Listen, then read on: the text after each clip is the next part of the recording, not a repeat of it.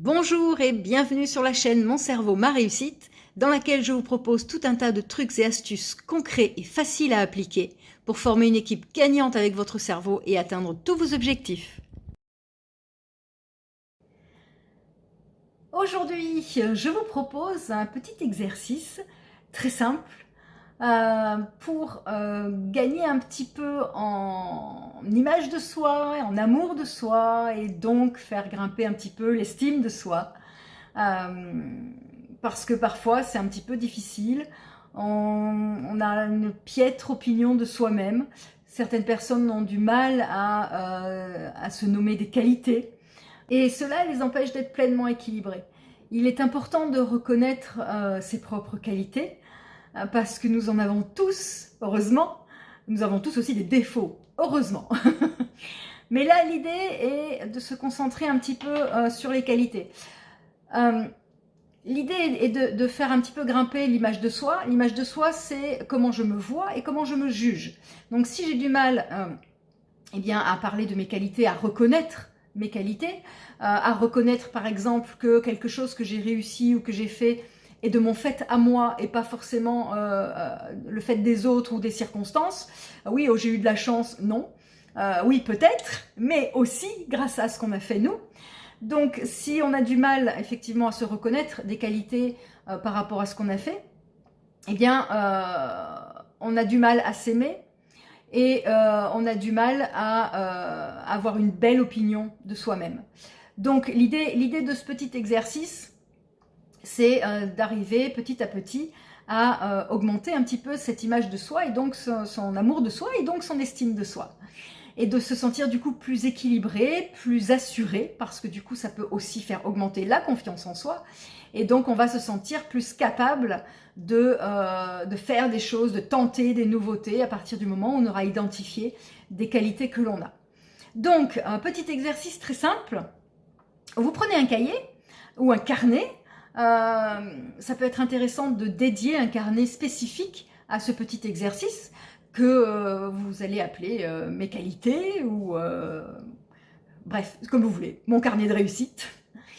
Et l'idée, c'est que sur la page de gauche, alors petit exercice à faire au choix, tous les jours, ou tous les 2 jours, ou toutes les semaines, comme vous le sentez, mais il est important que ce soit fait de manière régulière. Si vous avez tendance à vous dévaloriser chaque jour et que vous vous sentez très mal, alors c'est intéressant de le faire tous les jours. Sur la page de gauche, vous allez noter au moins 3 succès dans la journée, si vous le faites tous les jours. C'est-à-dire que si vous le faites qu'une fois par semaine, il faut qu'il y en ait un peu plus quand même. Donc sur la page de gauche, 3 succès, 3 choses que vous avez réussi à faire. Et sur la droite, sur la page de droite, en face, toutes les qualités, tout ce que vous avez mis de vous, comment vous vous y êtes pris concrètement pour parvenir à ce succès. Petit exemple en image. Je suis infirmière, par exemple, et j'ai réussi aujourd'hui à apaiser une maman dont l'enfant devait se faire opérer. La maman était en pleine panique. Moi, mon rôle a consisté à l'apaiser et à la rassurer. Et j'ai réussi.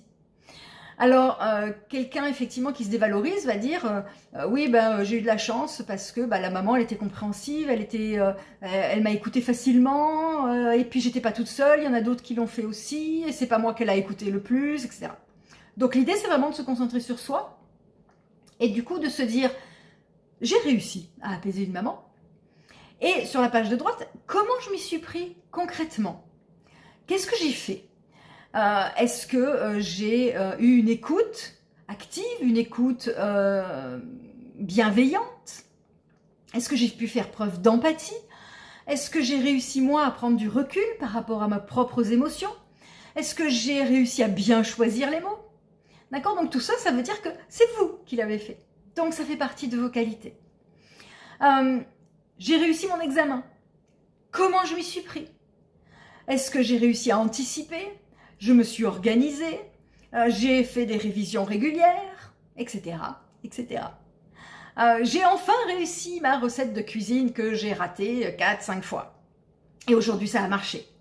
Comment ça se fait? C'est quoi la différence par rapport à la fois d'avant où ça n'avait pas marché? Est-ce que j'ai persévéré? J'ai analysé? mes essais-erreurs, j'ai analysé pourquoi ça n'avait pas fonctionné avant, j'ai du coup ajusté les ingrédients, j'ai fait preuve de patience, etc., etc.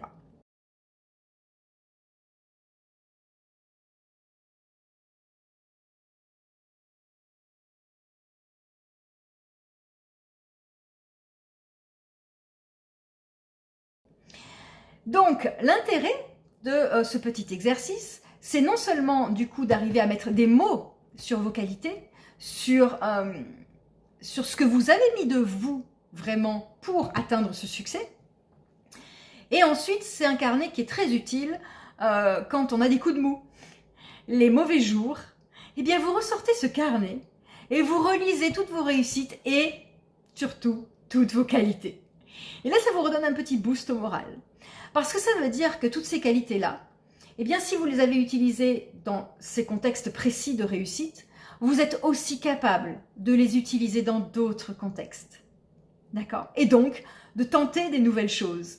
Et donc, d'augmenter votre confiance en vous aussi pour tenter de nouvelles choses qui vont faire appel à ces fameuses qualités que vous aurez réussi à identifier, à verbaliser et à mettre sur papier par écrit. Voilà, eh bien, comme d'habitude, je vous propose de venir mettre en commentaire ce que vous avez mis en place, les succès que vous avez pu identifier, les qualités que vous en avez ressorties. Est-ce que relire ce petit carnet à la fin de la semaine vous a fait quelque chose ou pas? Et je vous donne rendez-vous la semaine prochaine pour une nouvelle astuce à mettre en pratique. Bon entraînement à tous!